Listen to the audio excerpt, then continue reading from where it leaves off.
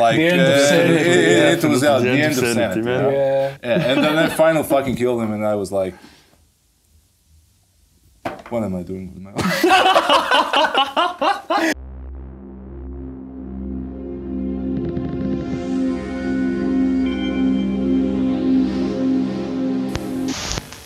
We're talking exclusively about the first one, or Well, let's just say we'll talk about Dark Souls in general, but since we love the first game the most and since we think the first game is the best, let's focus on how it compares with the other ones and with the Elden Ring. Oh yeah. Yeah, so Definitely. let's get started. Okay, so Here we go.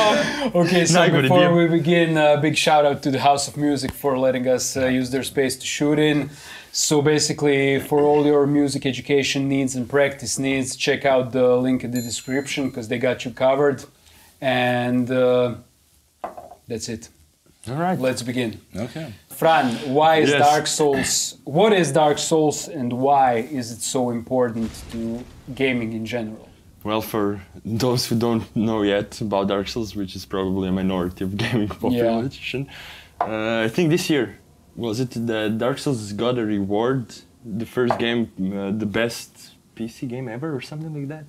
I don't know. Yeah, this year. I mean, Elden Ring got it. Sorry, but, Game of the year, but this yeah. is like something like the best game. but I would actually say that the majority of gaming population doesn't know about Dark Souls. but any person who watches this video probably knows about Dark Souls because why did you click it? Yeah, of course. Exactly. Why is Dark Souls so amazing? Well, it's a great game. We're going to discuss a lot about it. Definitely. The reason why I wanted to talk about it was because I recently played Elden Ring. And some things which kind of didn't work for me in Elden Ring, but we'll talk about that also. Kind of shedding a light on how Dark Souls 1 is an amazing game. An amazing tapestry of... To quote Star Trek, actually, it's I have a feeling that like Dark Souls 1 has a bit of an emerging property, which means that it's more than the sum of its parts. Okay. Okay. Because all of Care the, to elaborate? yeah, all of these different parts in the game, like you would break it down to like visuals, the graphics, gameplay of combat, of RPG elements, leveling up, the way the quests are being presented and put into the game, and the entire experience. All of these different elements together create something that's more than the sum of their elements, if that makes any sense. Okay. So to quote the explanation literally from Star Trek, is like a human consciousness, right?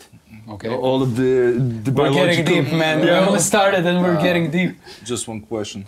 Care to elaborate? Yeah, definitely. Okay, it sounded very wise and deep, yeah. Philosophical, yeah. That's what we are. I mean, the idea is that it's kind of something that emerges out of different elements that you can't really explain just by looking at those elements. Okay. So it's basically a cohesion of all the things that create this immersion. Something and, new. Like maybe the best example, you know how honey tastes nice and milk tastes nice.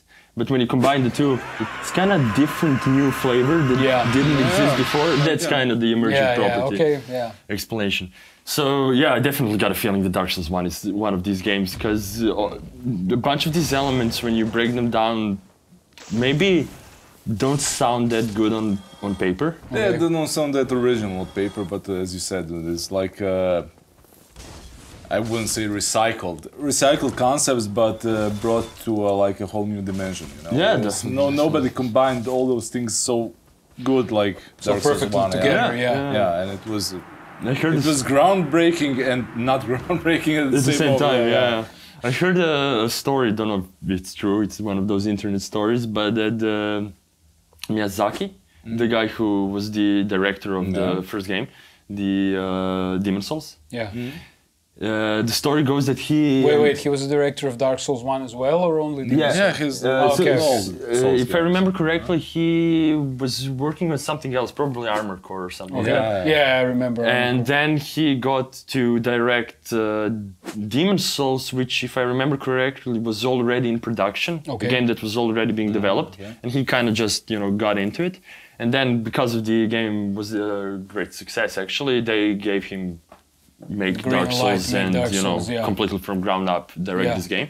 But the story goes something like that he lied to the investors. Okay. That they made kind of a demo that they're going to show to the investors, right? To the production, and they dumbed down the difficulty a lot. Because they knew the guys are gonna be like, this is too difficult, you can't put this out. Yeah. But they so believed in the product and in the fact that it's so good, it's gonna be good, even though it's really difficult and people are gonna like it. They kind of lied to them and Yes, because they Put knew out the their game. audience were masochists, I think. Yeah. there are a lot of us. Yeah, but you know, I think we'll get to this part. But all jokes aside, one thing I like the most about Dark Souls, and maybe we can now start with the game design and everything you wanted to say, is with the fact that Dark Souls is a prime example of suffering and reward. You know, because when you have easy games, you just don't feel the accomplishment as you feel it in games such as Dark Souls. Yeah, you know, yeah, and that's a great feeling in gaming. You know, Yeah. I always like the old school hardcore games. You know, whether it's Morrowind or anything else. You know, where it's really hard, man. And when you actually get through certain boss, through certain phase, through certain mobs, through certain quests, it feels really fucking good and overwhelming. You know. Yeah, definitely. That's what I think From Software does really well. Yeah, I agree, but is it worth it really? Well, I don't know. I understand that's a that great the game. question. Yeah, I yeah, understand yeah. that the gaming has changed. I understand people don't have the nerve and the time to Yeah. do it like before, and that I don't know whether that's okay. It is what it is, you know. Yeah. But I always cherished that, and I always liked that, you know. The difficulty in The feeling of accomplishment, because if the game is just you walk through it blindfolded, then I don't give a fuck, you know. Yeah, it's you're not gonna forget memorable. It's everything. not. So just one quick thing. I think the hardest From Software boss was for me the guy from Sekiro. Okay. So I played with the Sekiro Shadows. Yeah. So it was the first boss that kills you in the intro. You Oh, know? And then okay, you yeah, meet the him main boss half- of the story. Okay. And then you meet him half game. Yeah, Yeah, okay. yeah. And I was playing with the PC and keyboard. Yeah, mouse and keyboard. Oh I'm god. fucking insane. That's a masochist definition. Yeah. And Can I make it even harder? Yeah. I think I was like killing him for like trying to kill him for like 6 or 7 hours. Oh yeah. And every time I got a little madder, you know, and by the end I was fucking like, I was like convoluting when I died. I was no. Oh, it happened to me. No, it was like The end of sanity. it was the end of sanity. man. Yeah. Yeah. And then I Frayed ends of sanity. yeah, and then I finally fucking killed him, and I was like, what am I doing with my life? I was hoping for some catharsis, like, yeah, that's the feeling, that's yeah. it. But it was like, what the fuck is Like going I've got on? things to do. I'm over 30 years old. What the fuck is going on? Yeah. Yeah, but okay. Okay. Yeah. No, but that's actually one of the main points I would say. Because when I was thinking about this discussion and everything that I put down on paper or something, it's hard to isolate any single thing. Because it's really a tapestry. An amalgamation of Yeah, things. yeah, it's really like a thread in a tapestry and everything is connected kind of. So the thing which you brought up and you also the reward system. Yeah. It's like the basic thing. It's one of the most, I would say, important things in such experiences when it's really difficult. But just a disclaimer: No. the reward itself doesn't have to be grand. The fact that you progressed and just entered the new zone because you've Yeah. done something very difficult is the reward in itself. You know, that's the beauty of it. In my gaming experience, it would definitely have to be that I've never played anything like it, really. What does that mean? And not just that it's specific. There are other games that I played nothing like it, but weren't really good. But this was a game that really showed, I think, a couple of ideas that were going around in the game developer universe and the kind of games that we were getting at the time. Okay. And this was something for me, at least, that was really specific, really special on all levels. I still remember the first time that I saw a trailer for Dark Souls.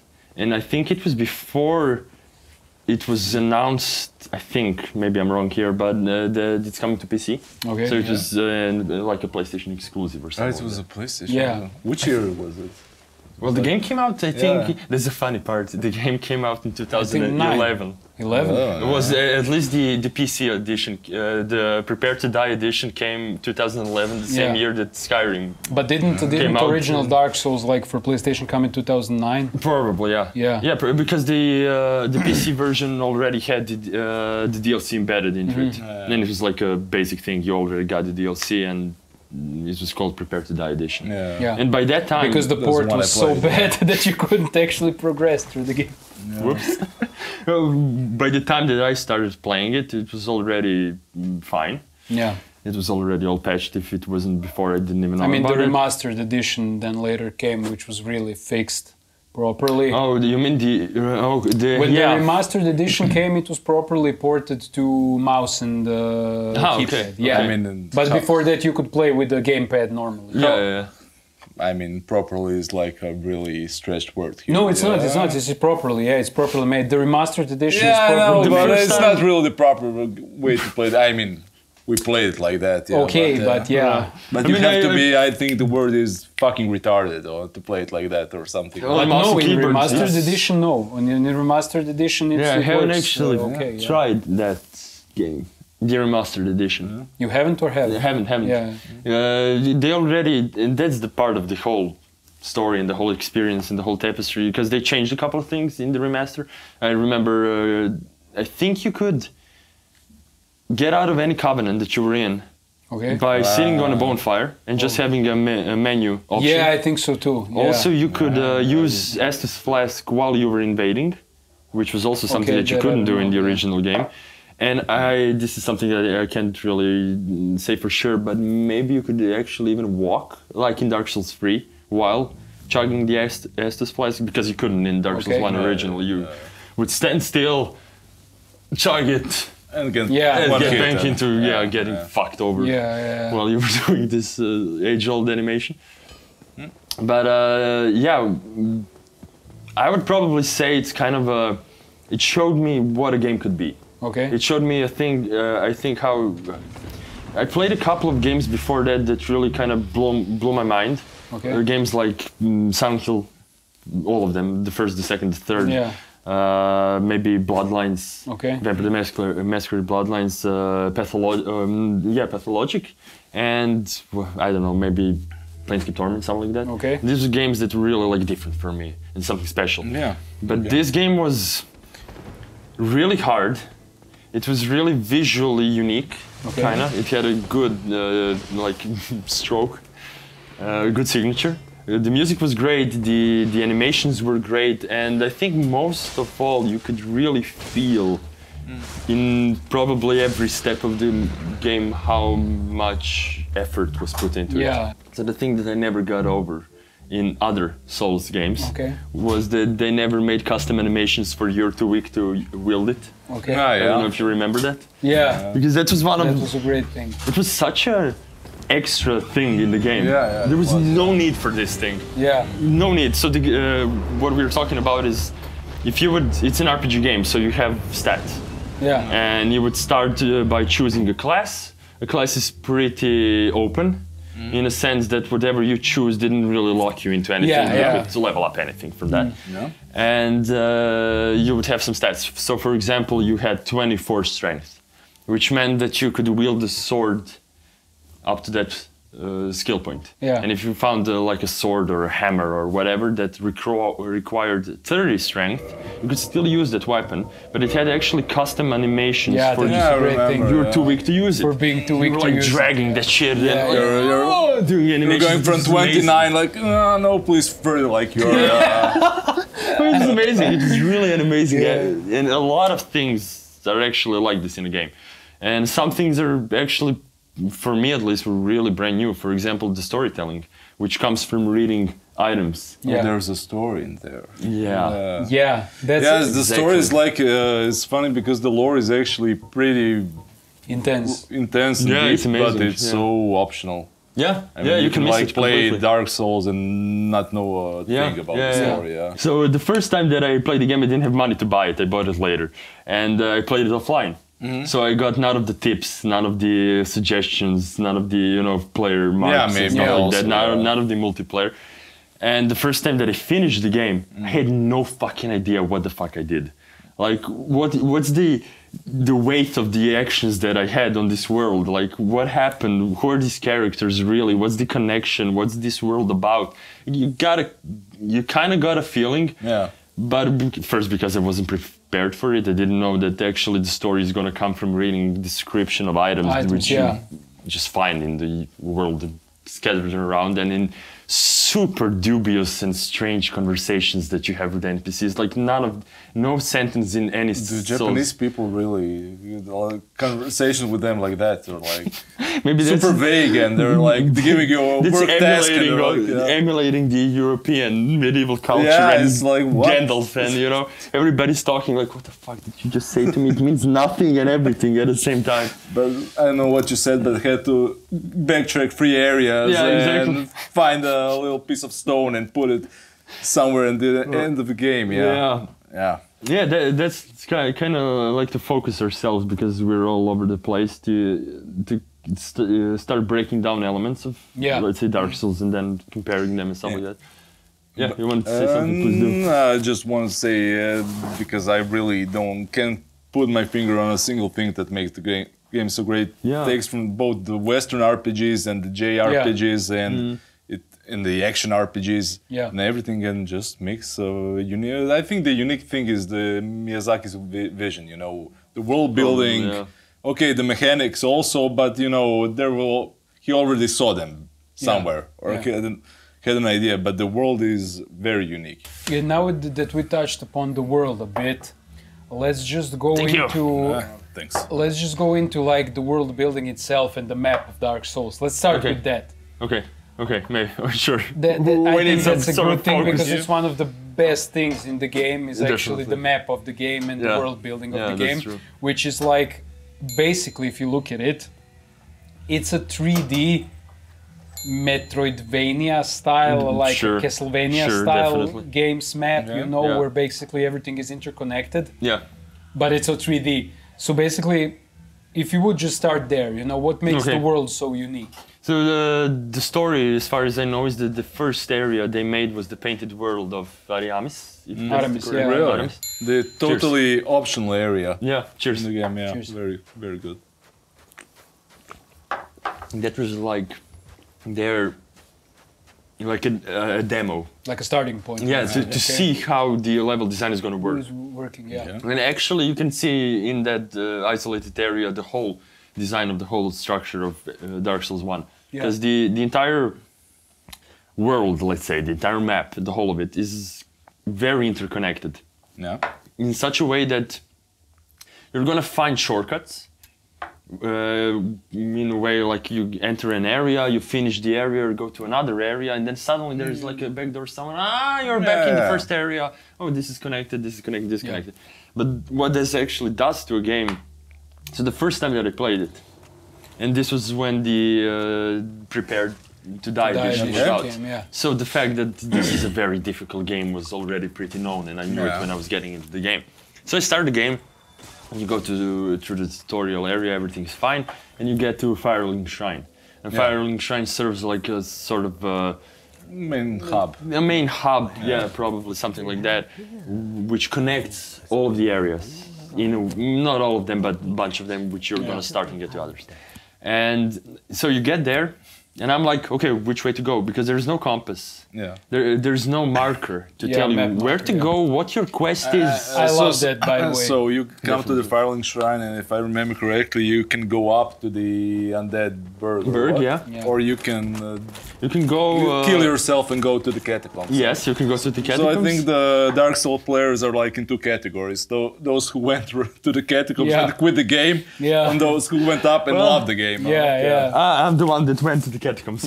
Because it was completely logical, man. So I start there and I look left, just to explore a bunch of area, and for some reason I went left, and I see a skeleton. Now it's it's a low level, It's a skeleton, man. I played fantasy games before. It's a fucking skeleton. It's a perfect level 1 enemy. But he's really hard. The skeleton is fucking me up, and he's fucking I'm dying, and I'm like, okay, this game is hard, but this is really fucking hard. Like this is the first fucking enemy.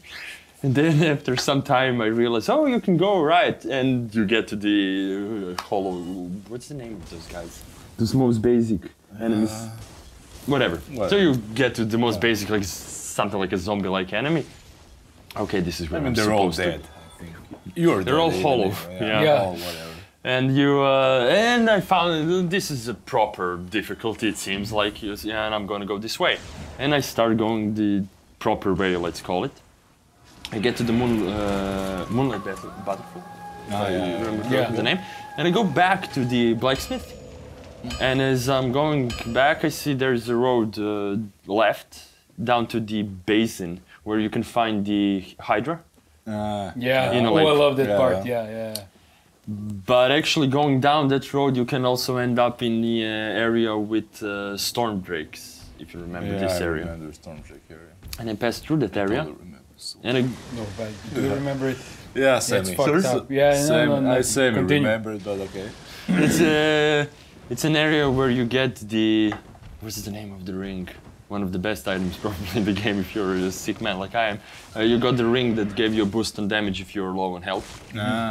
So that's the area. It's right in front of those giant gates to New Londo, which you can't open. And then later you open it from the inside. That's the way the Dark Souls is created. Like you find a spot which you can pass through, and then suddenly. But basically, you're always low on health in that game, But even then- when you have a full HP. I mean, bar. one of the important things to say is that Dark Souls doesn't have a map. No. You have No, to no you map. have to like Remember where the fuck you are. remember where the fuck you are and what you did. But then the feeling for me, what it does great is the feeling when you venture deep or high, no matter where you venture, and you feel like really far. The term is like far from home, Sure. far from Firelink Shrine. Sure. You Yeah. get to a boss, you feel really lost and you feel really desperate. Yeah, And then that's all true. of a sudden, you kill a boss. There's an elevator.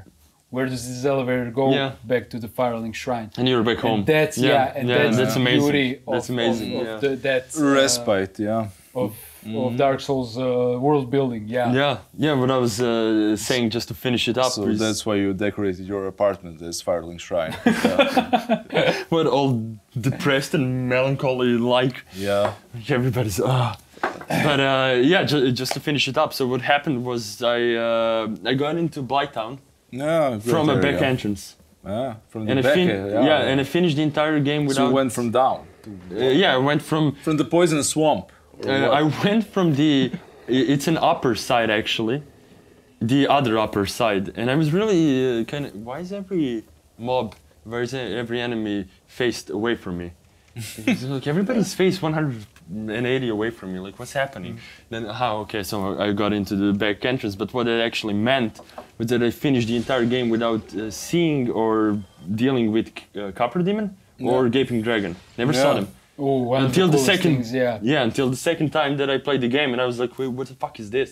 So I missed an entire area just by moving around this convoluted path of Dark Souls without any real sense of where you're going, why you're going, which is, well, we're talking about. It sounds awful, Yeah. But somehow they managed to turn it into Into a a good thing, a brilliant feeling and a if- brilliant feel. But if it was released in the area, in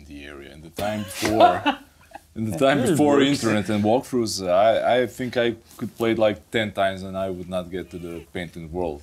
Oh, yeah. But, yeah. But The- why? I mean, that's where do they think their audience will like read about it, talk to their Well, friends? maybe, yeah, Because actually. if you're Maybe actually, yeah. you're a hardcore lunatic or something that doesn't want to read anything, or Yeah. you'll like you'll miss like The half of the the game, quest yeah. and like for 5 optional areas. Yeah, that's kind of for me, it was a great experience in Dark Yeah. Souls. Because later, when I actually got around to understanding what the fuck I was playing, the second time I finished the game, when I got around to get all the lore, all the backstory, the weight of the whole world, what was happening, I kind of realized that the first gameplay that I had was super weird. Because I started the game, have no idea what the fuck I'm supposed to do. And I completely by accident find the illusionary wall leading to a hidden covenant. The Chaos Covenant, I think it's something like that. Daughter of Chaos? Daughter of Yeah, Chaos. That's the covenant leader is the sister of this boss that you had to kill. And by accident, I killed her accomplice. Yeah, it because happens. he looks the same way as an enemy that you just killed, Yeah. and I was like, oh, an enemy bomb. Oh no, he was actually an NPC to talk. Yeah, if you can like, I know, especially when you're playing with keyboard and mouse, you can like accidentally hit a Oh, yeah. NPC and like Oh, yeah. ruin a whole quest line or Because that's a vendor or something. Yeah. yeah, because that's the funny thing about this game, which we didn't mention, is that you can't. Funny thing, this game hates you. Yeah, this game hates you. There's it saves constantly. So if you do an Alt F4, Yeah. and next time that you start the game, it's gonna put you back in the same fucking moment that you Really? crashed the game. So there is no way of loading. You can't load Yeah, I in the know game you can actually. roll, but so if you're about to die and you alt No F4, way. yeah. No. You're gonna die.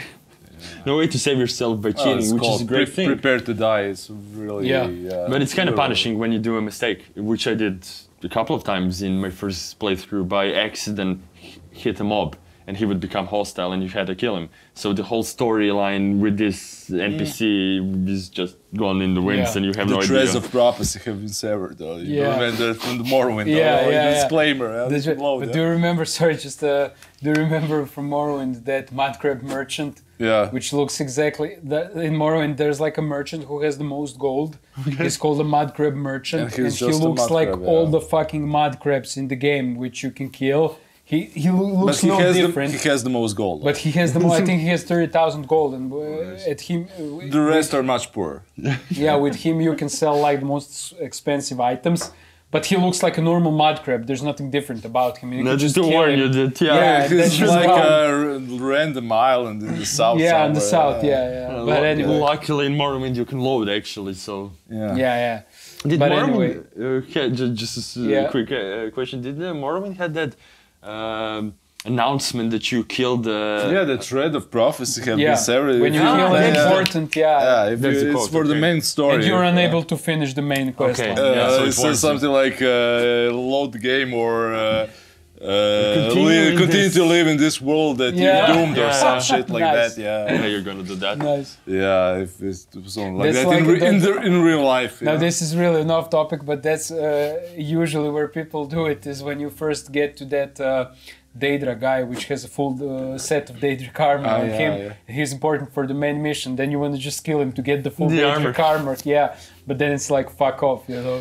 Oh, that's a fun moment when the guy who's wearing a suit of armor actually drops that suit of armor. Yeah, I Yeah. just Yeah. because what you see is what you get, you know. Yeah.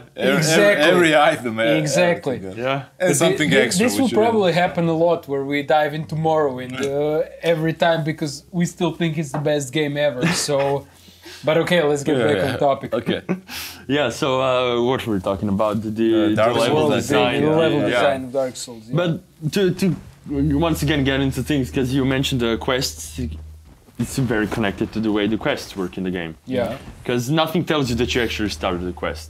And the quests work like, okay, so you have kind of like a main quest, which is Like a main just- storyline, yeah. which pretty much is just finish the game. Yeah. And you're gonna get parts of the story while finishing the game. And progressing the game. And Because you can't have map markers if you don't have a map. Yeah. Yeah.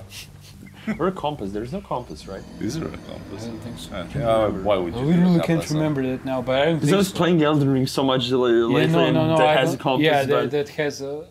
No, I don't think there's a compass. in Dark Souls There's because- GPS, I think. maybe there is actually. A compass. Yeah, Whatever. but what if there is a compass like? The only thing There that were it's compass. gonna give you is the same thing like It's in the- Elden yeah, Ring. It's point just but gonna what- give you but like yeah. a feeling of which way General, you're pointing. yeah. No, but- if there was a compass, it would be a compass that was like broken or some shit. you know? Yeah, probably. Where am I going? Where am I going? So you met so on your adventure. You find an NPC. An NPC is every NPC in Dark Souls. In Dark Souls 1 specifically, but in every other Souls game, Yeah. is on the brink of suicide. So Yeah, every they're- NPC is like, "Well, hello there. I'm sitting here doing nothing, and this is some ominous shit that I'm gonna tell you now." And do the ominous laughter, always like ha ha ha. And one of the things that I always loved very much is that they have no facial expressions. Yeah, dead inside. So Everyone is dead inside. they're talking, but their mouths are like, Yeah. ha ha ha. Sure, buddy. That's the feeling. It's Yeah. kind of. It always reminded me a bit of like Twin Peaks or Silent Hill in the sense that you're like somewhere beyond But reason. That's a good thing you actually said, because Dark Souls 1 super reminds me of Silent Hill. Sure. Because everyone is dead inside. Everyone is like faced with Definitely. their It own. reminds me of my life. Also, Everyone was faced like with their own inner demons, with their own inner fragileness, you know, and stuff. So basically, Well, that's if you get into the philosophy of Dark Souls 1, which we did a lot in our private lives, which is one of the reasons why this game is so amazing. okay, but let's just get that out of the way. What is the philosophy of Dark Souls? And in a couple of sentences, what is the story of Dark Souls? What is the story of the Hollow Ones? Let's just get it out of the way. for real, because we don't know the story or anything. Okay. So for real, for those of you that don't know, What is the story of the Hollow Ones and the creation of the flame and everything? Okay, so basically the important, let's say, to dumb it down to the most important elements is that in this world there were something like gods. Yeah. It has a lot of influence and feel of like Greek mythology and the Olympians and the descent of gods into madness or in some sort of like bad moment for them. So you come into this world which is very much inspired by, I would say, Tolkienian way of creating a world, which is there is a history to this world. Yeah. So there's a ruins of an ancient civilization, and now you come to this world with a history, which is always great. And so the way the story works in a broader sense, once you let's say understand it, there's a legend that one of the hollow persons is going to Hollow guy. is going to do something very important for this universe. Okay. And what it means to be hollow, which is very important for the game, is there are certain people, humans, which have a brand.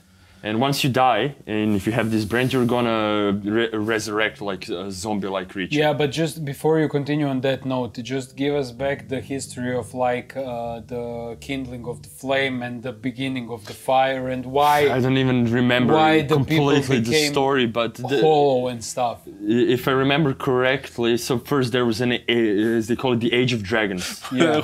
Is like this is like an exam. you Yeah, know? exactly. What happened like 100 years before it starts on the first game? Yeah, but now What's the deal with that? now the shit is starting. So Now first- you fucking tell me, yeah, because wasn't there this like wasn't there like the creation of the flame, which is tied into like Humanity. humanity Yeah. the creation Yeah, I of the think so, fire yeah. when Yeah, the also- humans discovered but the that, fire. okay. But also, what's the point of Dark Souls? What's the point? That, Oh, that, it's we're just getting to to make yeah, you that's, suffer. that's the Tell me, point. tell No, me, that's what's the the point? point. That's the point.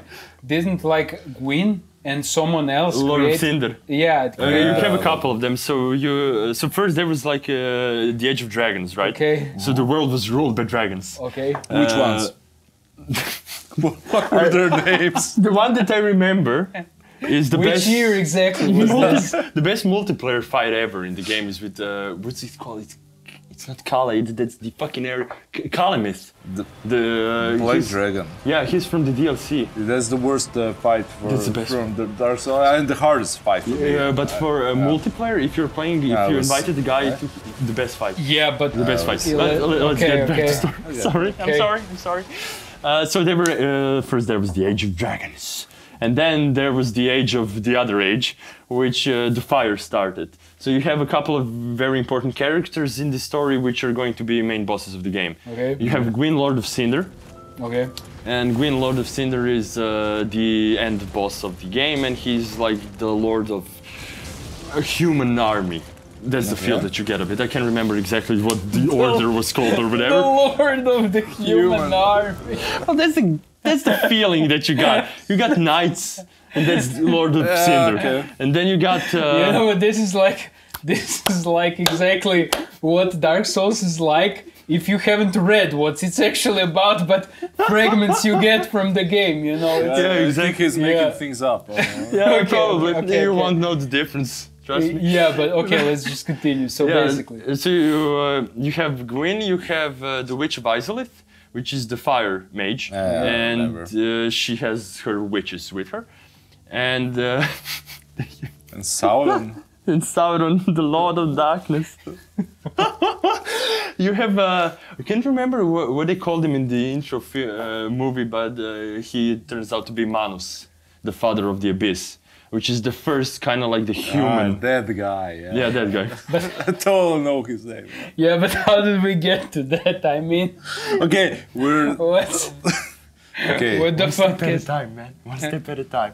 So you got a Okay. bunch of these, but that's the experience of Dark Souls. You get hit with a bunch of these names and Okay. a bunch of these characters that don't mean shit to you. But you, Okay. what do you What get you all that do from get- like item description No, from a no, buckler or some you shit, get this huh? shit in the first like 30 seconds of the game. You get an interest cinematic. Okay. Just hits you with a bunch of super relevant but completely irrelevant Okay. information. Yeah. Yeah. I remember that animation. I remember and that then I also, was yeah. like, what the fuck was this? Yeah, completely flew over your head because there's so many fantasy names, fantasy descriptions. Like, what the fuck is happening? But generally, what it sets up is this a very melancholy world where everything has died out, and you specifically and Yeah, there are but here others- we are. Why did it die out? It What died the hell out, happened? because of the flame. So this age of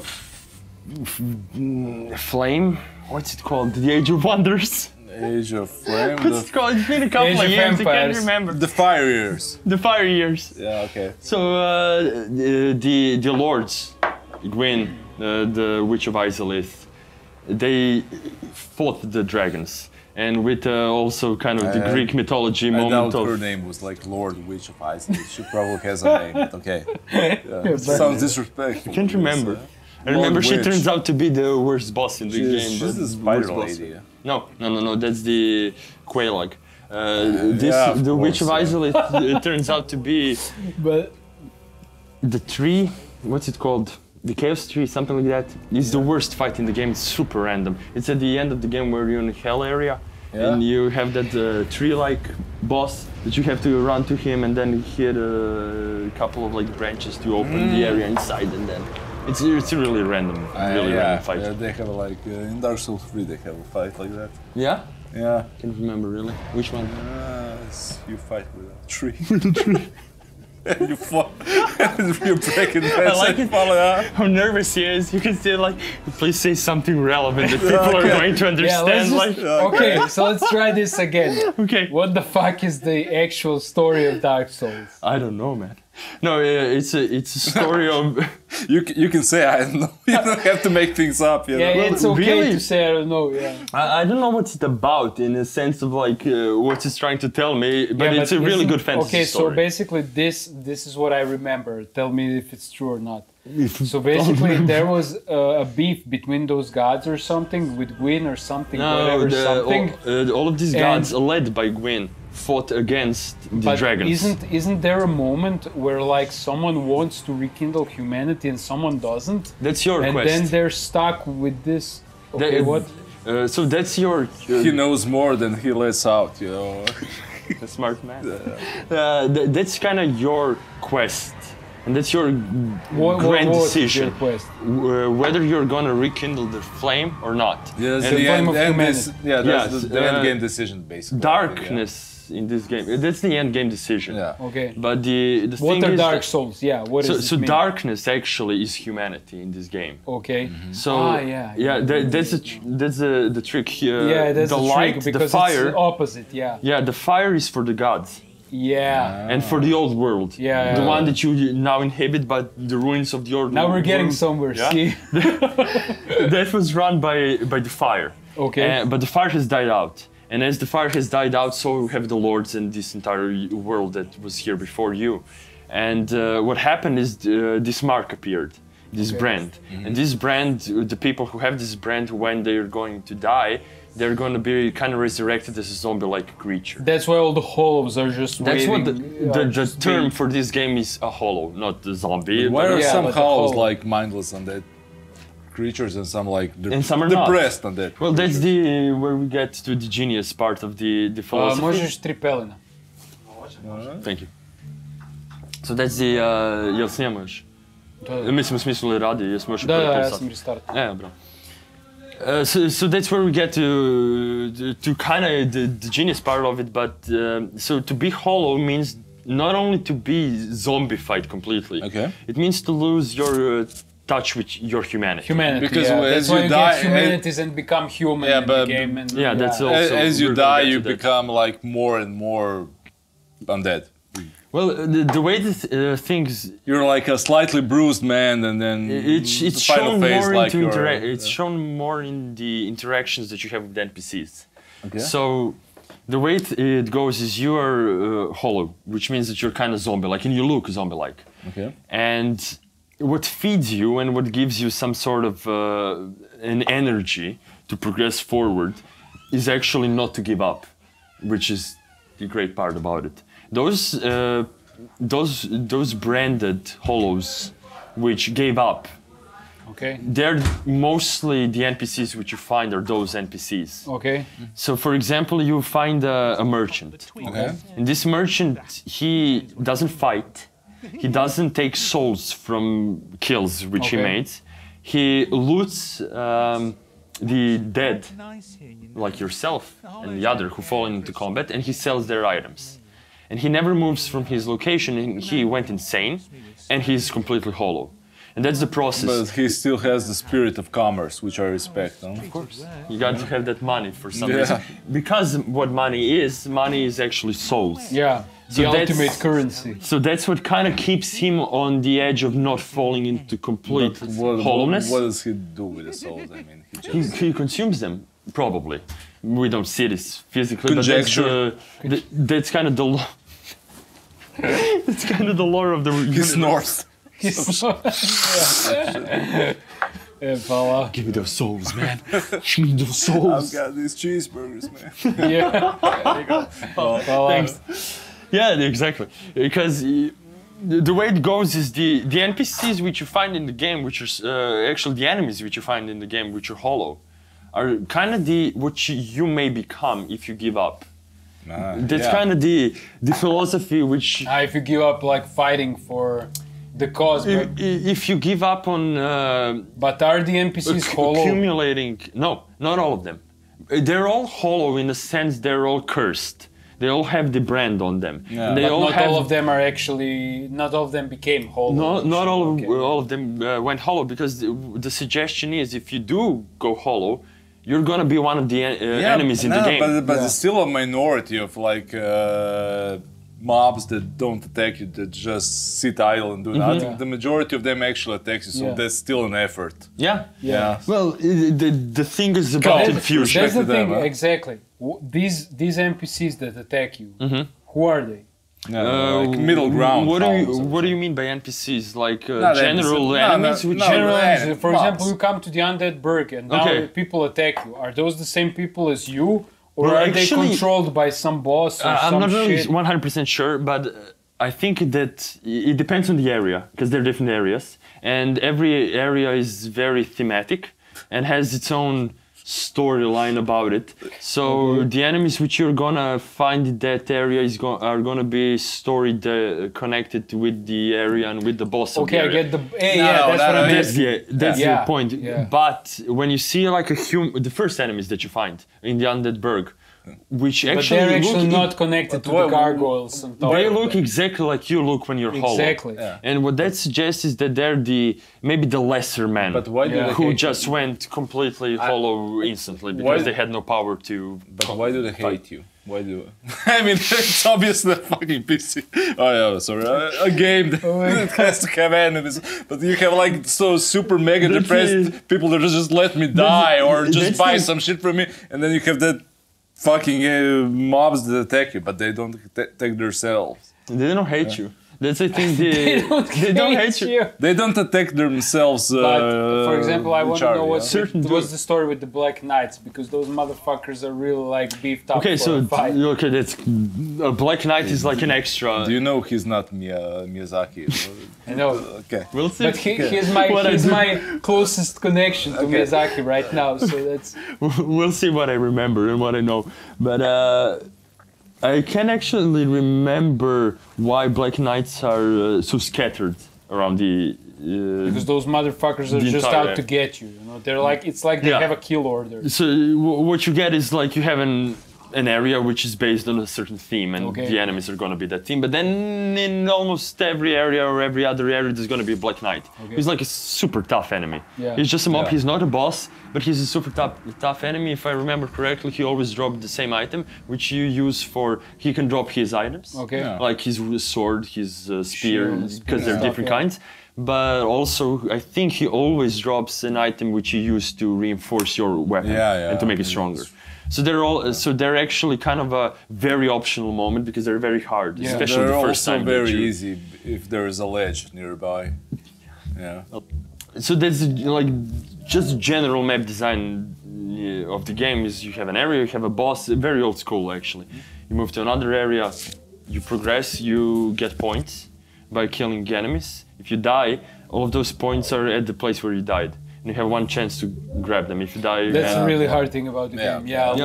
Losing the currency is like, fuck me, man. That's really like losing like 500,000 souls when you're at high level. Did you ever get 500,000 souls? I saw some people getting these kind of scores. You can get it relatively easily later in the game if you're just PvPing. You just get to an area and just PvP, PvP, get some souls. What's the max soul level? You know? Max soul level? I have no idea. Like you can have it one time or what? No, the max level. I don't know what is there a max level? I mean, the first time that I played the game, I was like level 160. I think you can get all stats like to 99, probably. Yeah? Probably, actually. So the like the last point is like probably like 500 million or some shit. Yeah. Which is amazing because it makes no real difference actually. It makes no difference at all. I mean, none of it makes any difference. But when you play the game and okay, Jesus Christ, how to get to that? We're jumping over the subjects, but let's go back. Let's way back. Way back. So what is Dark Souls? Once upon a time. What's the point? So once upon a time, you finish these areas, you progress your story, you are constantly dying, because everything is a challenge. Every time that you meet, I mean, it's a trial and error. Dying is like a basic mechanic. That's a very, very basic mechanic, and the game really pushes you into it. One of the things I really like about this game is that there's a really big punishment if you die. Yeah. So if you enter a boss arena, and you fight a boss and you die, you're gonna be teleported back to the last like checkpoint, which is a physical area in a place which you have to actually activate, and then it's a checkpoint, this bonfire mechanics which they used in every other Souls game. Well, it was like 3 hours ago, but when you die like for the 14th time, you learn that you can make it like in 10 minutes or something. Okay, the Dark Souls 1 really didn't save you. It was really like, okay, you died, you have to run the area that you already completely finished, like for at least a minute, maybe 3 minutes until you get to that boss. And then you get to the boss and you die and live that repeat moment, definitely. And you lose points as you die, which are used for leveling up, so they're really important for you. And you don't want to grind, so they're really important for you. And you can die really easily by just dropping off a ledge on, by accident rolling in the wrong direction. But the general mechanic, is not like dying to the. I mean, for the people who haven't played Dark Souls for some reason, bro. Because whoever played Dark Souls has long checked out of this video, like hours ago. Because any enemy is a fucking boss. You can die to like a random skeleton or a dog, Because the moment when you're overconfident, you're like, fuck, I'm like level 100. And you're like, I'll not dodge it, I'll just take it or some shit. And you get staggered and then a fucking ninja dog attacks you and you're dead, I hate that shit. I love it, but I hate it at the same time. That's the thing that I want to mention, which is kind of the genius of this game, is the psychological treatment it puts you as a player through. Which means that you're annoyed because you have to repeat an area to get to the boss. You just want to be there. Of course, everybody just wants to be there and just let him try again. No, you have to run, you get annoyed by having to run to that area, you get overconfident, and you get sloppy. And then you start dying from just a random enemies but that are it's leading such a human psychological thing, at least for me. But if I like get frustrated and start to make that run like for the 20th time, I'll only get worse and worse. Of course. And I'll only get more frustrated and frustrated. And usually the thing is to like stop playing the game with the game and like go tomorrow, and then I make it on the first try. But the day before I could make 200 tries, and I would obviously go insane and ruin my PC or some shit. But I wouldn't get it. You have, and the best method for me in Dark Souls or all Souls games, like bosses, when I start dying, I just like try to compare it to chess, you know, because I learned the move, no emotional involvement. I'll just do this now, this, hit, dodge, you know. Yeah. I'll like dissect it to certain moves. I'll not to watch it as a whole fight anymore, like dodge, hit, maybe what. Yeah, I'll just like he does this, I do. Yeah, Which it's like a robot. Yeah, there's a great meme I've seen recently where like Dark Souls players are learning the pattern of the rain so they can dodge the raindrops. Yeah, because that's kind of the feeling. Yeah, but I have to have a detachment from the game to do that. Because I'm no longer playing the game. I'm just like beating something. That's what I wanted to mention. That's in my opinion, one of the genius parts of Dark Souls, is it really re-educates you how to approach an enemy, how to approach this feeling that you have of loss. Yeah. So philosophical. What the fuck is going on? Dark Souls made me a better person. It made me a mental cripple, but okay. In reality, it did actually definitely change the way that I get frustrated. Because when you die a lot and when you lose points, the first thing that you gotta learn is to let go. And when your girlfriend leaves you because you're screaming mess or some shit, no, it didn't happen. She pushed through. Yeah. What is going on?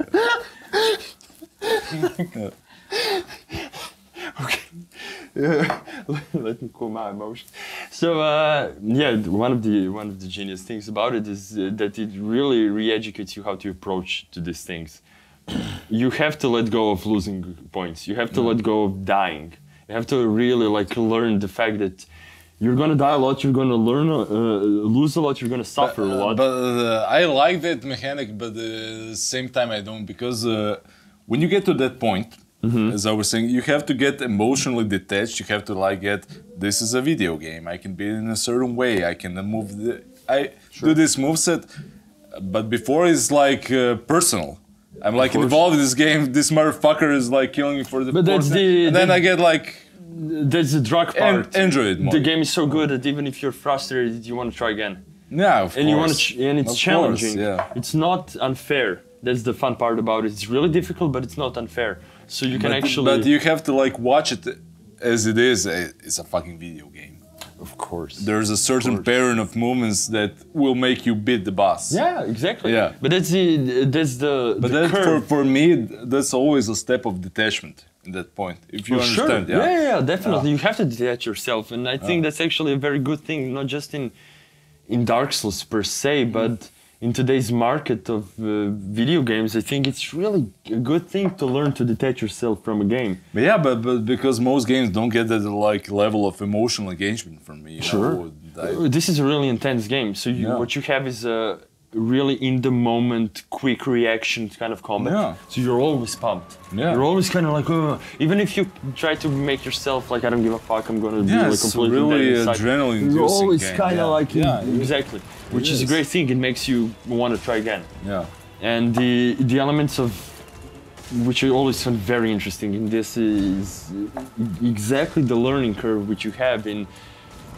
You want to kill yourself the first time that you lose a bunch of points, like really a lot of points. Okay. Because the basic thing that's gonna happen is, let's say you're level 20 and you need like 50,000 points to get to level 21. Yeah. And you kill a boss, but a boss gives you 35,000, which means that you need 15,000 more, and you start moving different directions. Like you finish this boss, I'm going. You just find forward. the first enemy close to the That's bonfire and kill what I him did. Yeah. 200 times. Yeah, that's not what I did. What I did was I would just progress the game. Yeah. And then as you would get to another area, you would find a new mob that you haven't engaged so far. And But if you play Dark Souls die. 2, that does not happen because there's no mobs after a certain time. Yeah, that's Okay. that's Okay, unfortunate. we won't speak of that. Yeah, that's unfortunate. But the fact is that as you're doing this over and over moment, it's really easier for you to actually control your feelings. And that's, I think, the best thing about it. The fact that the game is so fast and reactive really plays on the psychological element of the player. The first thing is you get into a boss arena, and the boss is more than often going to be a gigantic, hideous monster. Yeah. And you're scared, in a way, not like a horror kind of scare, but scared. Okay. You're You're intimidated. scared you're gonna die because that's the problem in the game. Exactly. You lose all You know the you're gonna souls, die, yeah. and you're intimidated by the boss, and your natural reaction is going to be to keep a distance. Yeah. Yeah. And this is one of the genius things about it, because the strongest place for you to be is right in his fucking face. Yeah. That's the place where you're the most powerful, where it's the easiest to dodge the attacks. Okay. What? Move yourself into the chair so the camera can But see. Mirko also has a question So, related to this topic. What is Dark Souls? No, but It's a growing experience. but you know when there's a That's the part that- when there's a keeps you- humanoid like enemy, I get in his face. But if there's some like 3 stories high monstrosity, Mm-hmm. which I don't know what the hitboxes are or which part I step away. Okay, so the thing is this entire psychological process which you go through, because you're scared to lose points, you're scared, intimidated by the boss, you're also unsure about the way this fight is going to go, and you have to really beat all of those things in yourself. Not in the game actually, but in yourself as a player. You need to constantly. I played Dark Souls 1 and finished it. Haven't finished Dark Souls 2, but I played it. He finished it. The third one, Really? Sekiro, Bloodborne, and now Elden Ring, and I still have that moment in Elden Ring when I need to remind myself that I can't be intimidated. You have to You just push summon yourself, the mimic tier and that's it. You can If go you have like enough make lunch or HP, some yeah. shit. Yeah. which you don't, so that's not an option. In the Elden Ring is because it's open world, because Dark Souls is so linear. When you come to like a choking point, like a block point, there's no way through. You have to Yeah, go that's- for that. But point. that's what I like about the sort of linearness in Dark Souls. You know, I like that the world is like mapped out and corridored. Yeah. You know, I really love it. You know, A friend of mine had a great expression. There's no mimic tiers to help you. Yeah. A friend of mine had a great expression. I would say he said that in Dark Souls you discover things, and in Elden Ring you search for things, which is Exactly. actually a very good Exactly. point. Exactly. And exactly pinpointed what I felt about the game. In Dark Souls is actually, even though it's kind of convoluted, you can miss areas and go all around the place. It's actually pretty linear. yeah. Yeah. And this is something to actually finally get to fucking game design of these games. After an hour. After an hour of fucking random bullshit. I'm not too interested in those things. Continue. Okay. Move on. Is oh god, man, so I can't. I'm starting a thought, then I get an interjection of random shit, and I'm starting to laugh, and I forget what I was talking about. So the thing about game design in this manner of discovery and what is linear and what is open world, and Dark Souls 1 is very arcadey, right? Yeah. Okay. If you would agree, it has that like. But it works super well. Yeah, sure. I mean, it But has sorry to interrupt you, but that's what I was talking about. Because when you look at the like 2D games like Castlevania, they're very arcadey and mapped out, right? And they just brought that model to a 3D game, Yeah, and it's brutally awesome. Yeah, because what you get by this arcadiness that I'm referring to is you're moving to an area which is a level, actually. Yeah. Like in a 2D game, it's Yeah. really a level. Okay. And then you get to an end boss. Yeah. And a boss has exactly what you were referring to, an attack pattern, Yeah. which is really arcadey. Yeah. And you really go into learning the attack patterns. Yeah. And then defeating the enemy by learning Yeah. those attack patterns. Yeah. And that's the arcadey part of it. And it, I would say, really helps in this universe. Because in Elden Ring, for example, in this arcadey talk, Elden Ring is also arcadey. But at the same time, it's really not. It's really real feel. I don't know how to call this actually, but I think the attack open pattern- world removes that feeling, you know, it's that's just the problem. that. Not just the open world, but also the way, the technical enhancement that the game got. Because everybody moves a lot faster. They have a lot of different attacks. Yeah. And the game also is, I think, the seventh same game. So they changed the basic approach of how the enemy reacts to you. For example, I got a feeling in Elden Ring a lot of times that the enemy isn't fighting against my character, but is actually fighting against me as a player.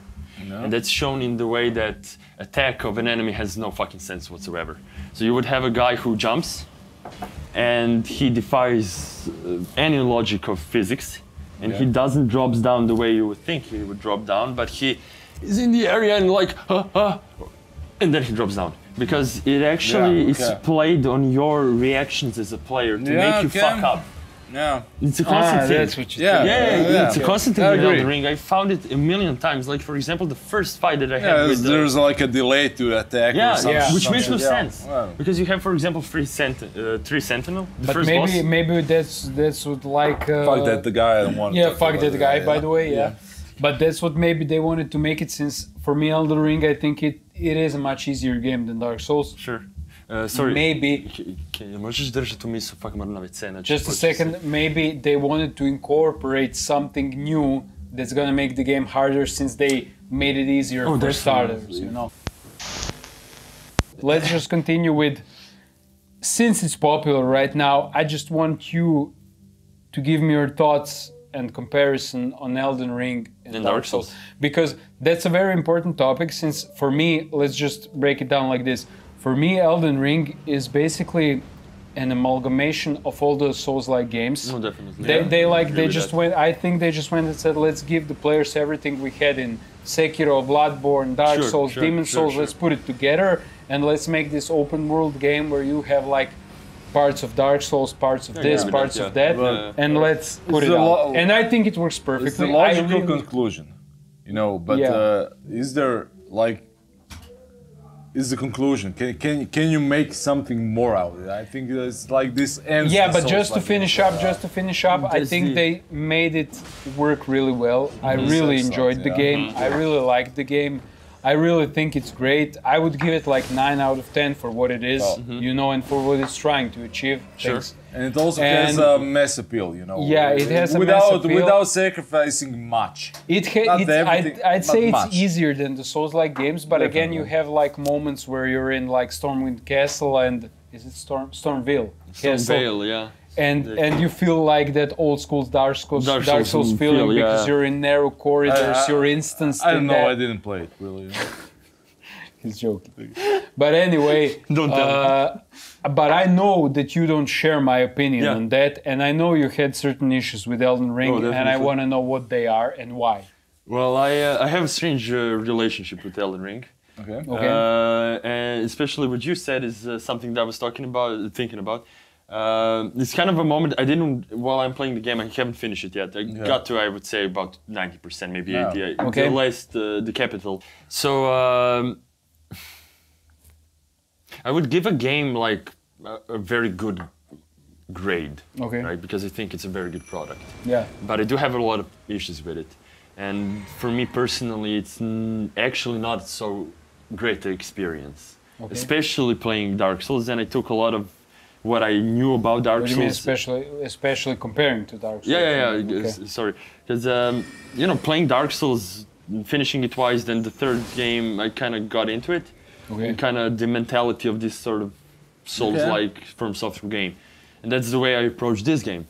And to put it in one sentence, I would say that the game has a feeling that they kind of Frankensteined the Dark Souls elements with an open world element. Yeah, that's what I said. They definitely did. What can you do, really? Because how do you take a game that is hard, it's a very linear. And progress it into And progressing something new. an open world game. I think they did it. It's a great, it's a great challenge. It's definitely a great And I challenge. think It's not they did Dark it well. Souls. It's not Dark It's not Souls. Dark It's not Dark Souls, but I think they did it well because you have you still have moments, like indoor moments, where you feel instanced, and when you feel in levels like Dark Souls. Yeah, like it's not- Stormvale Castle, It's not which is that I like an miss- instance. Yeah. It's a dungeon, and you go. It's not through that it. I missed Dark Souls elements in Elden Ring. I would Okay. prefer there less Dark Souls in Elden Ring because I think that a lot of the gameplay features and elements that made Dark Souls are actually kind of burden for the Elden Ring.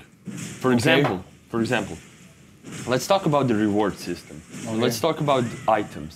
Okay. And let's talk about quests and your choice of character. So from the beginning, you choose a character, and that character is going to be one of the just fucking class. My brain, another race, a class. Okay. Right. Classes are pretty out there. You have a prisoner, which means nothing really, but then you have a samurai. Okay, it's kind of a strange of mixture of course, fantasy and reality. Okay, whatever. yeah. But sure, whatever. But I think that's because of Sekiro, just put in the game. and- definitely. Yeah, okay. That's I played this very, Prisma, very right? face Yeah, me value. too, me too. It's a Sekiro thing, perfectly fine. But you get into the game I and mean, it's you have a a Japanese game. Oh, okay. you have a character, and this character has a certain class. But that class doesn't actually manages to live up to the RPG elements and to the story elements of the game. But because what it's do you- like it's not like it has a pre-made class. So also No, like but Dark Souls. it also. does make a suggestion. For Okay. example, I started playing a a game as suggestion. I can't remember what it's called in Elden Ring, but a deprived class. Deprived, yeah. Which means that you start at the lowest possible level and Yeah. all of your skills are 10, Barefoot and pregnant. and you have the most open way to skill Okay, yeah. up Yeah. in whatever way Yeah. you want. You can min-max. Sure. So what I did is I went for a strength build because I always only used steel, no magic in any Souls game that I played. But this time I decided I'm also going to use faith. So I played a sort of, I would guess. But it's that's why you sort should of a start paladin. with what's it called? The paladin character. What's it called? No. Yeah, I don't know. They have Do you some. remember? Yeah, It's there, not there's Redeemer, but it's not the something knight. like it's that, not yeah. a cleric. It's something. That's like faith and strength build. Sure. It doesn't really matter because as I starters, yeah. started as a depraved with all of my skills lowest, I could make that same character, the same Okay. class spread. Yeah. Okay. But the point, faith as a skill actually has a story element to it. It's not just the skill that's out there. It's not just dexterity or Okay. strength. It actually has faith has a meaning in this world. Okay. Yeah. Because faith is connected to spells which come from a certain Okay, that's true. NPC, let's say.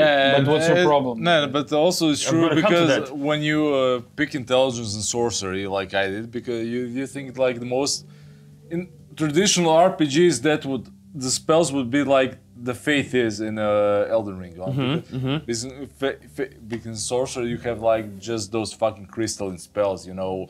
Yeah, that's it. And with faith you know like fireballs, lightnings, and I like everything. the way they always separated those Yeah, things. it's like, reverse. Fire is pyromancy, and that's like a school of its own. Yeah, but And that's then- in Dark Souls, yeah. Yeah, sure. Okay. But generally, that's like kind of like they separate things in those manners. Like sorcery in Elden Ring is gonna be connected with the story element, with Yeah. glintstones. With, Yeah, glintstone. That's yeah. a very big story element, actually. So in Faith has the same thing. It's actually Okay. a very big story Connected element. with dragons and. It's connected with etc. faith. It's connected with two fingers. It's connected Yeah. with the order. It's actually connected with one of the endings of the game. Okay. Because if you go faith, it's kind of like so you find your place in a world, even though you didn't know you chose your place in a world. Okay. Because since you have so much faith, it's kind of expected of you in this world to stand up for the age of order. Okay. For this. It's the same thing to reimburse, to reinvigorate the tree and the elder Yeah. rings and stuff like that. But this is what happens. You play a game in this manner, and suddenly you come to a volcanic manner. In there is an NPC. An NPC tells you that knowing Souls-like storylines and quests, this is a whole quest that's going to open up if you accept to join this order. Okay? Okay. But this order is evil. They're wicked. Okay. I mean, evil. Nothing is evil and everything is evil in this world. But Okay. their stories, you're going to attack other Tarnished, invade their world, kill them, because they're fighting against the Elder Tree. The Earth Tree, actually, sorry. And this is a very strange situation in a game like this, because it's too large of a game, it's open world, nothing actually matters and everything kind of matters. So what you want to do is you want to experience this quest line. You want to get the items that you're going to get, because items in Dark Souls or Elden Ring, same thing, are very important actually. Yeah. You can get that one fucking sword, that one spell that's going to change everything for you. Okay. So you actually want to do that, but that quest line is in direct contrast to your class, to the Faith character. Yeah. And this is where a problem comes in for me, because the game is too big. I don't want to play New Game Plus just to see the other endings. I don't give a fuck. So I'm gonna be in a situation where I can either roleplay and play the character that I envisioned, the Faith guy who's healing himself, who is using the Earth Tree magic, who is up for that shit, and that's gonna fight against the completionist part of me, like which is I want to see the game. Yeah. And this is the problem for me. Very big, actually. The majority of players, I mean, the things you're talking about is like really like putting yourself into it and like. That's how I play games. Yeah, Definitely. I agree. And like diving into the lore and the world building, but the majority of players are just I just want the best fucking item. I don't care if I step that. I understand that completely. Yeah. This is a completely subjective thing. Yeah. I'm not like taking this And, like this and is it's also not called like Dark Souls 4, it's Elden Ring, you know, it's like... That's a problem for me. Yeah. Because it's not. It actually is a Dark Souls 4, except it has an open world. Yeah, you have like expectancy, like which you... which you push through, appropriate like, because you played all these games. Okay. I think the most important and the most like... the moment in the game where you feel it the most is in the reward system. Yeah. You find so let me literally say what I was experiencing. I start the game, I go south. I get teleported to Town of Sorcery, Celia, Town of Sorcery, actually the cave by it. Cave.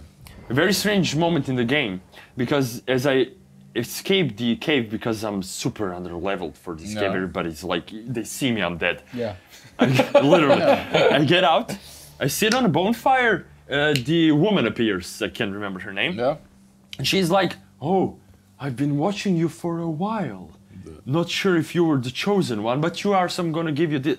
I was playing for 17 minutes. When you get the leveling system, Yeah, because it was just an unfortunate moment of me getting teleported and the game reacts, oh, you made progress, but I really didn't. I was playing for like an hour. But so what I did was I went to the Town of Sorcery. Okay. Now, a very strange thing for me, which I didn't like at that time, was I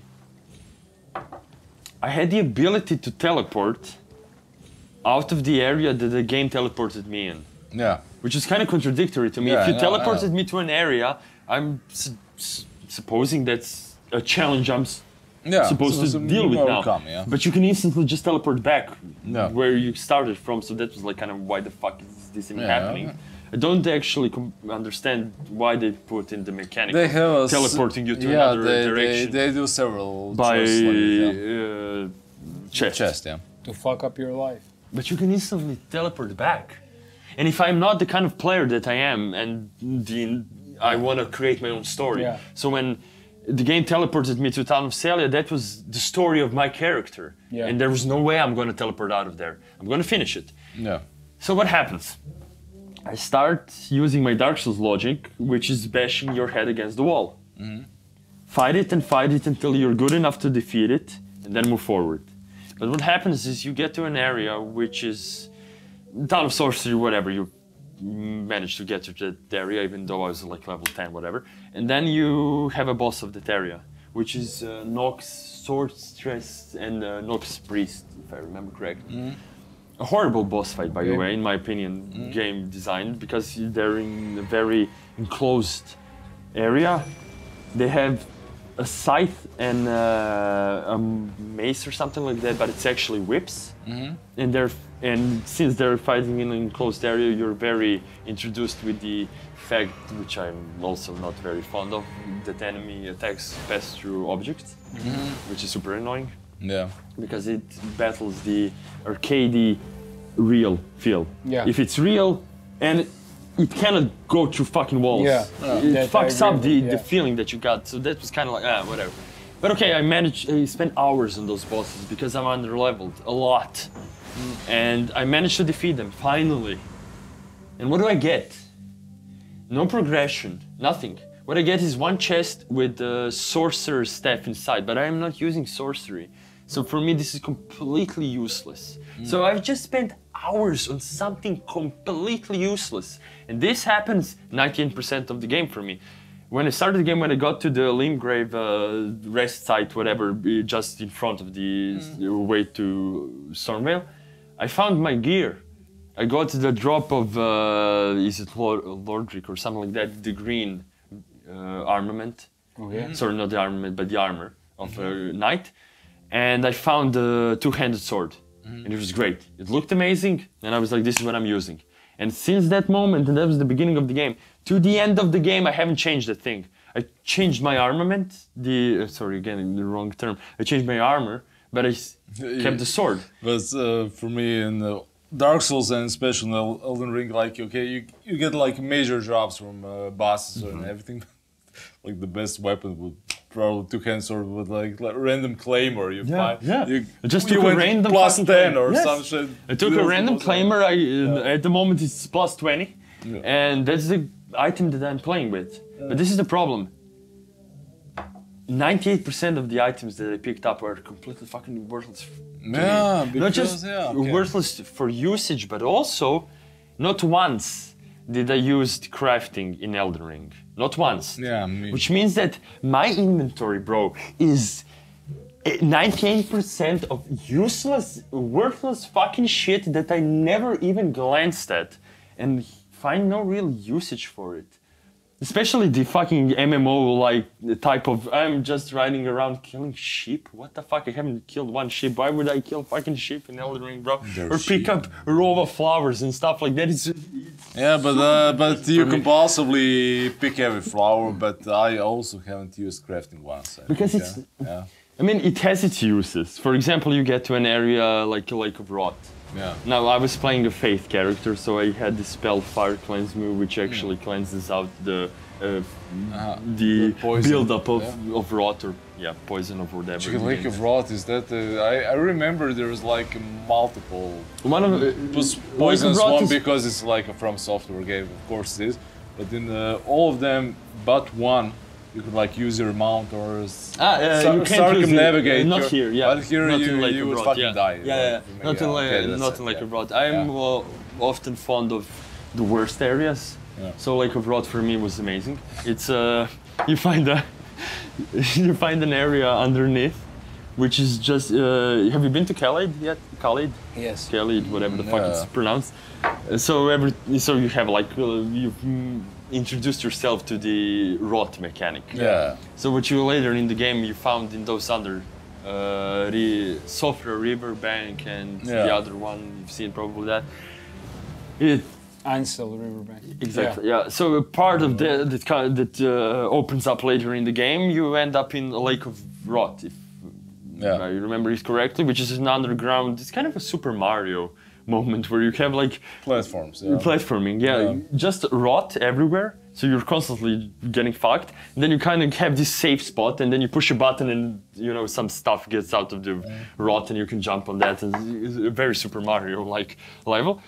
A great moment for me in a game, but also that was maybe if I didn't have faith and I didn't have that spell, I would definitely have to craft. It was because it's no way you're gonna go through that area. Yeah, if you don't have I think even with crafting, it was like alleviate the build-up. It had like because it's fucking worthless. The factor of like items necessary because they were rare to cure rot or something. You don't. You just had to basically you had to make it run like Usain Bolt to the bonfire, activate the bonfire, and die instantly because you're like 1 second away from dying. Yeah.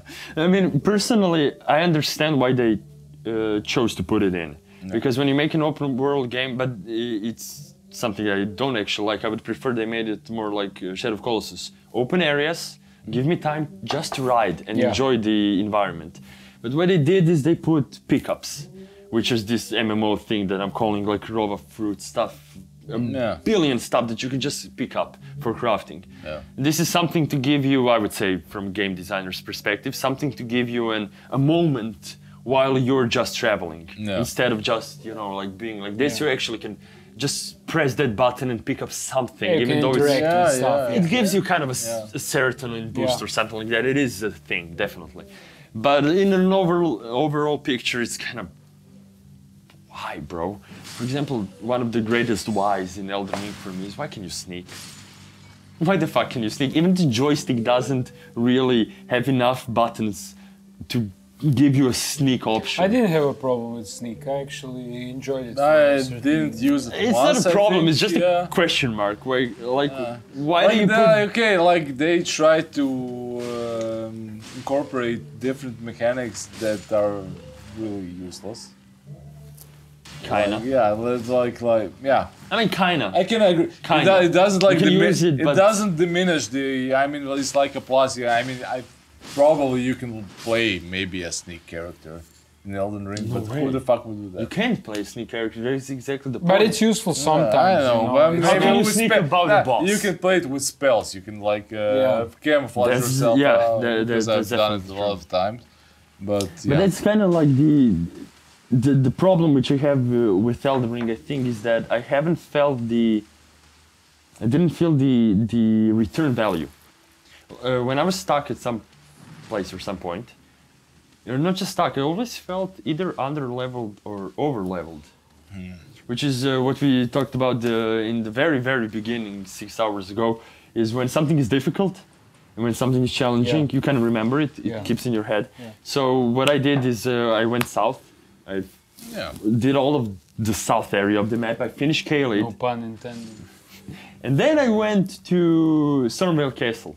After all of this southern region was completed, overpowered like a motherfucker, I went in and like, one shot, two shot, finished it instantly.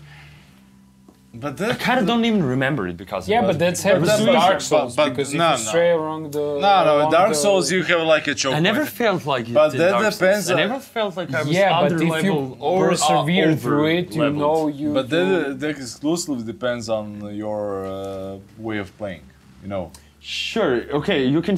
You know, that's the... Okay, let's go back a step. Let's go like to the very beginning of... let's go to the very beginning of game design process, right? Okay. I designed a couple of games, and made a couple of games actually. Okay. So that's the way I'm thinking about stuff. The question that I have, a very basic question: why can you choose how much health you have in this game?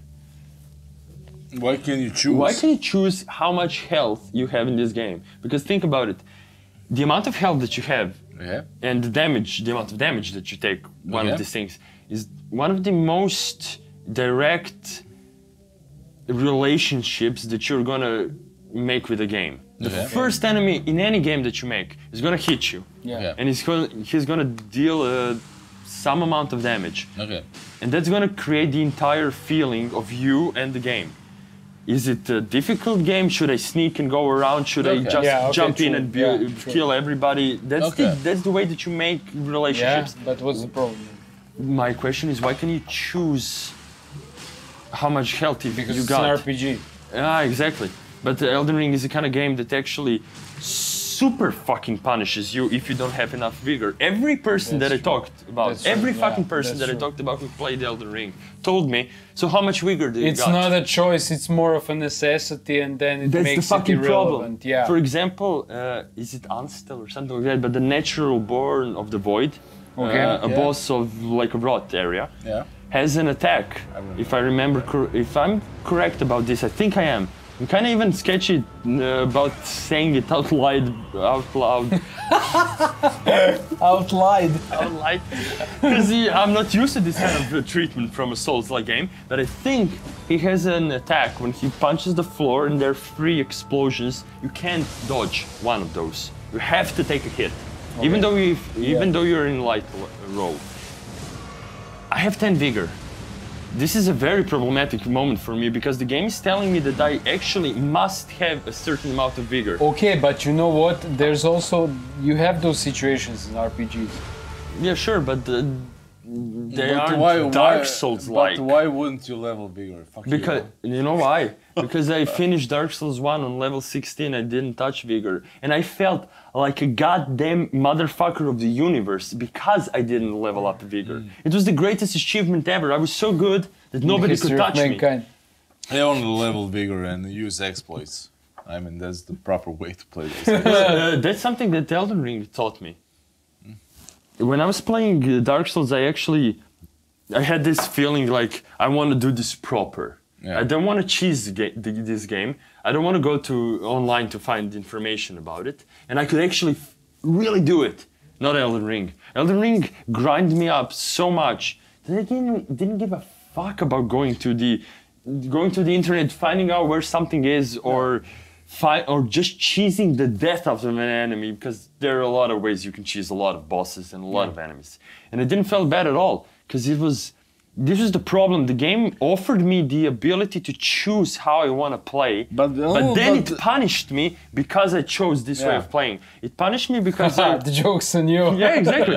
It punished me because I didn't level up vigor and I wanted to be a motherfucker. It punished me because I level upped faith and went into this role-playing feeling that I'm a faith guy, because I'm gonna miss out on the game and elements of the game. This is moments where I'm being punished by a game that's presenting to me that I can play the way I want to play, but actually you can't.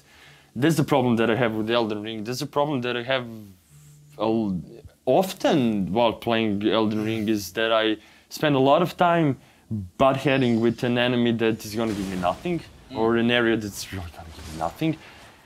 So it's kind of a...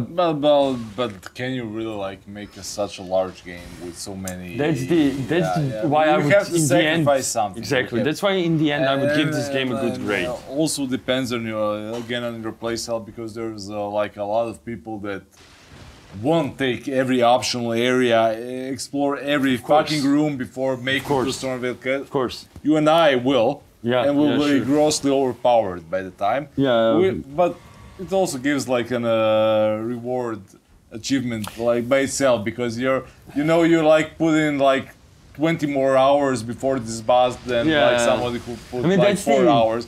Like, I deserve this. Every time in Dark Souls 1 that I beat a boss, Yeah. or a strong enemy, or an area, I felt really like I did something. Yeah. Even though it's just a game, even though it's not... But in Dark Souls you couldn't like progress the game if you didn't, you know. But in Elden Ring I didn't get a feeling. Because for me, a killer, you come to a boss and you can't leave. That's not good for me. You can leave? You can leave. You can choose not to fight him. You can go somewhere else and do something else. But if you enter the area, you can't leave. Okay. No, but I mean like in an overall sense. You can avoid him. Yeah, you can avoid him and you can skip the boss, you can progress the game, you can go different areas and different things without actually having to fight this boss, which kind of makes the game... Exactly. I don't want to say it's pointless. No, it's not. I mean, point, you know, but for me, I'm joking, dude. I like Elden Ring. I love it. I'd give it 9 out of 10. I like really it also. Game, I like playing it because the mechanics are amazing. But what's the worth you're like looking in for in a game, you know? Because pointless if you're. I mean, in the most basic sense, if you're having fun, you're like, it's making its point. You know? Maybe. I'm an advocate. Look, I'm an advocate. It's hardcore. Maybe. But I had fun, but I still hate it. But in Elden Ring, do you remember like the marketing campaign? It was like a mass appeal game. So it didn't like just appeal to the Dark Souls fan. That's definitely appeal to every gamer. Look, I think that as a product, I think that that Elden Ring did a great job. Yeah. Because it managed to appeal to a lot of people. For me, it's kind of like a circus. Like when you come to a place where there are lots of rides. Yeah. And you can do anything. You have 180 bosses, you can sneak, you can jump, you can try this, you can try that, you can run around, and it's great. And the most important thing is the perfect thing ever, the best in any game that I've ever played. That's the movement and the combat. Yeah. It's superb. It's superb, yeah. It's truly superb. Yeah. Except the camera. The camera is absolutely abysmal. They never managed to find out the way to make this camera fucking work, and in Elden Ring it's actually worse than ever, I would say.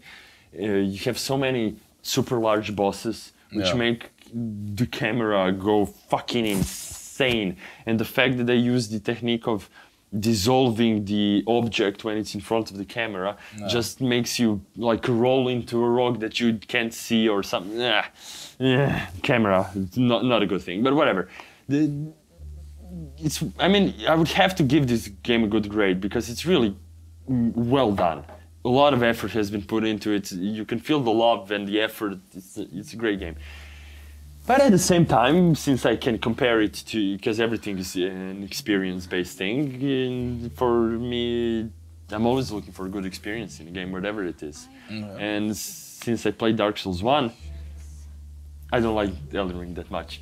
That's, I think, the greatest legitimate point. minus for Elden Ring is just the fact that Dark Souls showed me what you can make. I like how this episode was supposed to be about Dark Souls, but Fran was way more passionate about bashing Elden Ring than saying something concrete about Dark Souls. I just have one question for Fran. What is Elden Ring? What is Elden Ring? What is Elden Ring? Well, I would say that Elden Ring is a gift. Is a gift for the players. I would say that it's kind of a gift to people who really enjoyed the combat. But do you think like Elden Ring is a game changer for like open world games? No, I think that what Elden Ring did was bring nothing worthwhile to the open world universe. No, because I haven't played like Legend of Zelda Breath of the Wild, but I read about Elden Ring being compared to that game. Oh yeah, I haven't played. Because like what I admire about Elden Ring is because there's a small amount like empty walk, because in every area you have some secret, some boss, something fine. And I've been told that Legend of the Wild, which I didn't play, was the same, you know, because Breath of the Wild. Because when you like play games like GTA or some shit, you know, or like Red Dead Redemption, which I like a lot, but there's like very big, there's like a very big open space, which there isn't much to do, you know. Well, always the question is how do you interact with the space, right? Yeah. That's always the fucking question. For example, that's what he said. Like Shadow of Colossus works perfectly because the open space just gives you this extreme feeling of joyride, basically. Melancholical joyride, and it works. Even though you have nothing to do in it, it works. Yeah, and sorry, you just said the trigger word we were saying. In our off time, the melancholy. The melancholy of Dark Souls, and Elden Ring also. Yeah, but in Dark Souls it's really special, apparent, really apparent. Yeah, great feel. Because really that game is basically single player. I mean, you have PvP and you have multiplayer option, but the experience is single player. And so for me, like the perfect allegory for the game is like when you come to, I don't know, that first castle or whatever. Okay. When you look at the sky, there's like a big gray mass of clouds. Yeah. It's like consuming. Yeah. And you have just like a single ray of sunlight. Yeah. That's the game. Yeah, very dramatic. Yeah. It's so dramatic, and you were saying that all the like the non-player characters were like basically depressed and doing nothing. You're like the only you're the single ray of sunlight in the game. Everything is standing in Dark Souls. Everybody's stagnant except for you. And that's what gives you agency for your character. You're the one who actually manages to push forward. And not become hollow, not lose yourself in whatever bullshit you can lose yourself in Dark Souls, and there are a lot. But it's ingrained into the aesthetics of the games. Definitely. It's in the design, it's in the overall European Gothic romantic architecture. Everything is very down, very plague-ridden. Yeah. Okay. Okay, so we have to bring this absurdity to an end. I hope you enjoyed Fran's monologue. Which And- turned out to be a fucking... Yeah, and hopefully in the next episode we'll Be more coherent, huh? we'll be more coherent. And it won't feature friends, so it will be like just three drunk guys talking about things they don't know about. Yeah. Don't worry, I'll be here. So basically, thank you for watching. We I hope mean, if you managed to watch up till this point in the video, I salute you, man. we salute you. Because, We definitely. I'll fucking give you a salute point. I The did gates of manage heaven, to man. at this point. If you came to this point, fucking A, man. Anyway, we thank you very much for watching this episode. Again, It was supposed to be about Dark Souls. it was supposed to be about Well, I think that. it is about Dark Souls. No, it it is. really? It is. It's so convoluted and strange and Or is it specific. about It's- the darkness in our souls? It's about darkness in our It's souls, about yeah. not giving up. That's Yeah. the point. Just Yeah. don't give up. Yeah. Don't get hollow, people. Just do it. Don't get hold. But no, seriously, if we're gonna get corny, don't get hollow. Enjoy life and all that stuff. You know, I think Yeah. there's always something good and positive to find in life. So basically, thank you for watching this episode. This episode. And once again, check out the House of Music. Check out our link in the description. You know, these guys are great. And Not as great as us, though. not as great as us, Okay. definitely. And we'll see you in the next episode. Please like the video, subscribe to our channel. We're out.